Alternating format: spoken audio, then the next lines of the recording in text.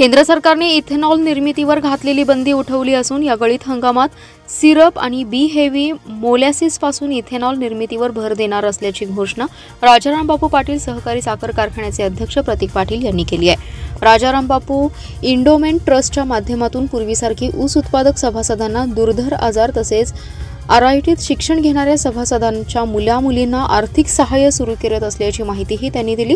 राजाराम बापू पाटील सहकारी साखर कारखान्याच्या 55व्या वार्षिक सभेत ते बोलत होते।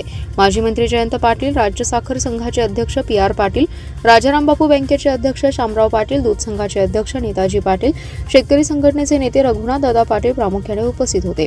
माजी मंत्री जयंत पाटील यांनी ऊस उत्पादक शेतकऱ्यांशी संवाद करत मार्गदर्शन केलं।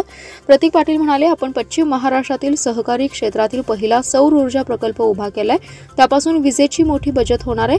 टाकाऊ प्रेसमड पासून गॅस निर्मितीही करणार आहोत। देशात 320 लाख मेट्रिक टन साखरेची निर्मिती झाली असून देशात 290 लाख टन साखरेची मागणी आहे। उत्पादनापेक्षा मागणी कमी असल्याने साखरेस दर मिळण्यात अडचणी येत असल्याचंही ते म्हणाले।